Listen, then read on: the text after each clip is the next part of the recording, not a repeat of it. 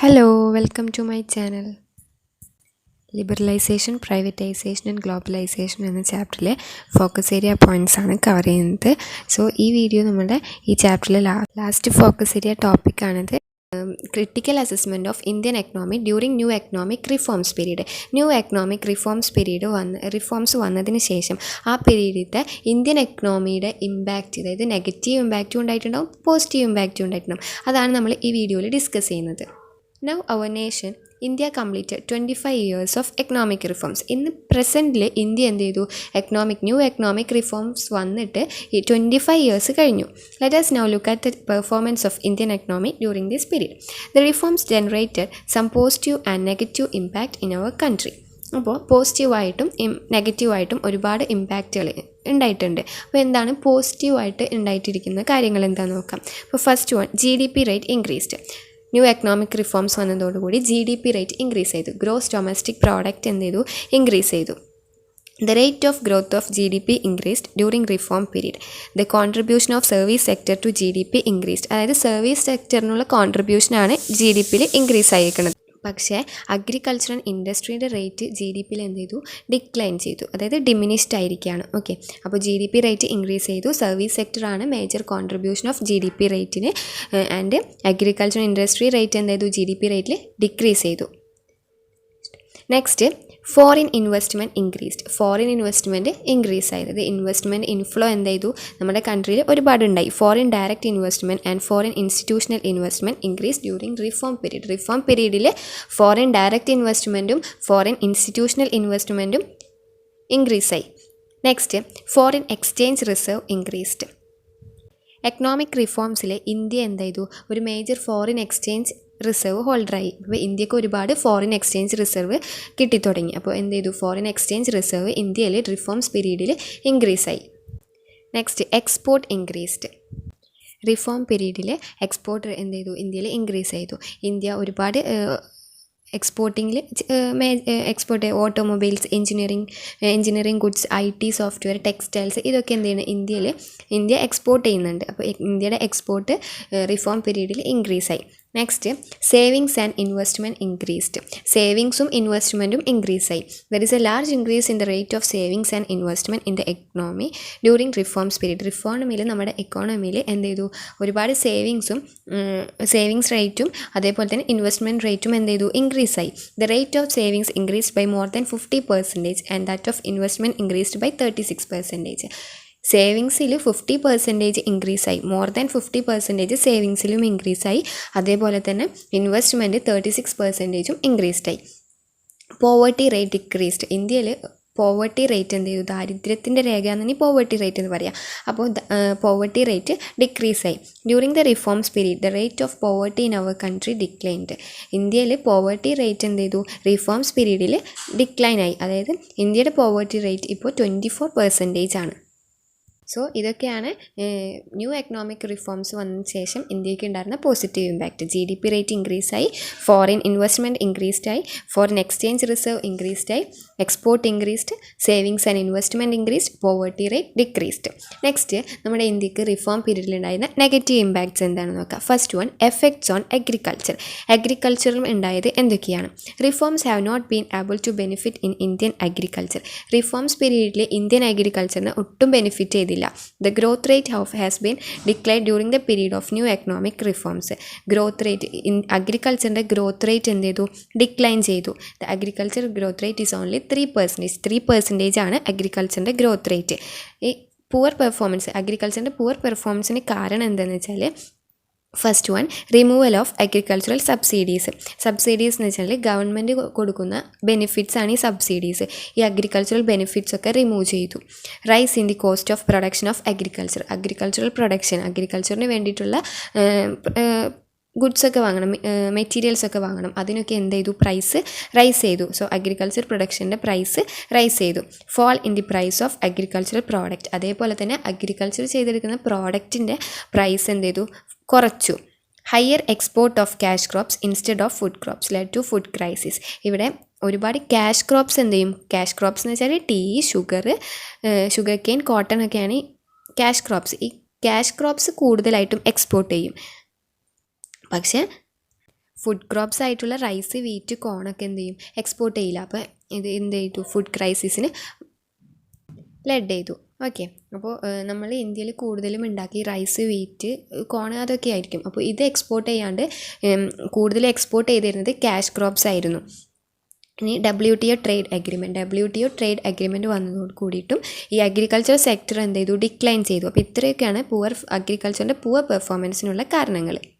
Next, negative impact on industry. എന്താണ് ഇൻഡസ്ട്രിയിൽ ഉണ്ടായിരുന്ന എഫക്ട്സ്?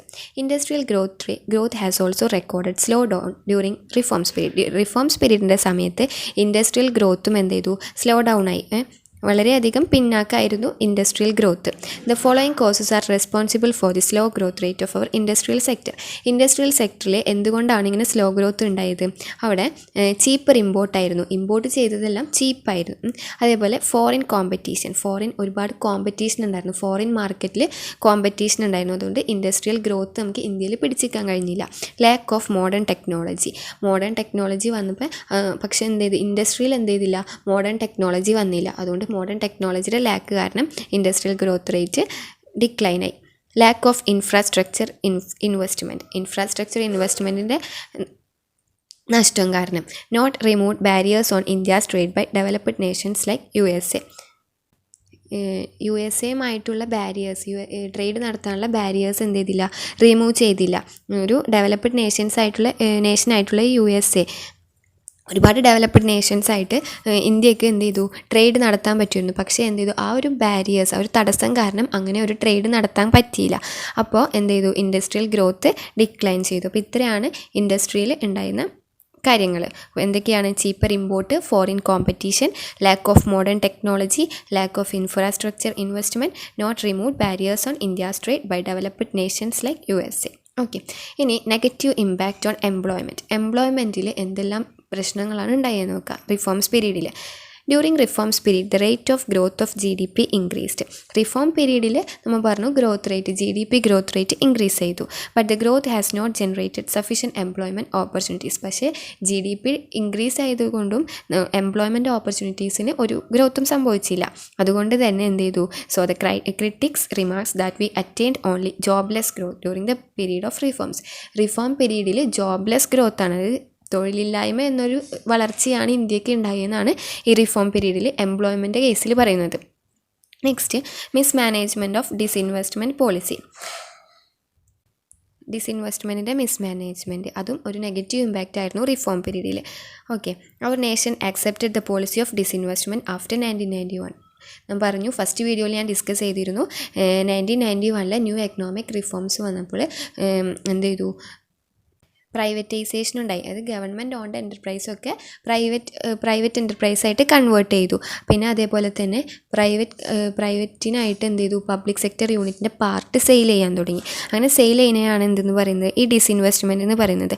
അപ്പോൾ 1991 ആക്സെപ്റ്റ് ചെയ്തൊരു പോളിസിയാണ് എന്ത്, disinvestment.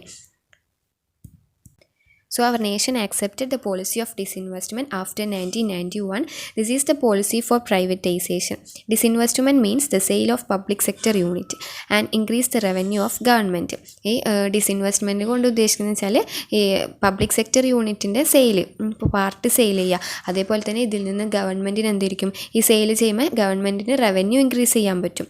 But many assets of public sector unit have undervalued and sold in the market at low price. പക്ഷേ എന്താണെന്ന് വെച്ചാൽ ഈ പബ്ലിക് സെക്ടർ യൂണിറ്റിൻ്റെ പല അസറ്റ്സും എന്തായിരിക്കും, സെയിൽ ചെയ്യും. പക്ഷേ ആ സെയിൽ ചെയ്തതൊക്കെ അണ്ടർ വാല്യൂഡ് ആയിരുന്നു. അതായത് അതിന് വാല്യൂവിനേക്കാളും കുറച്ചിട്ടാണ് അത് സെയിൽ ചെയ്തിരുന്നത്. അതേപോലെ തന്നെ മാർക്കറ്റ് വാല്യൂവിനേക്കാളും ലോ പ്രൈസിലാണ് ഈ പബ്ലിക് സെക്ടർ യൂണിറ്റിൻ്റെ അസറ്റ് സെയിൽ ചെയ്തിരുന്നത്.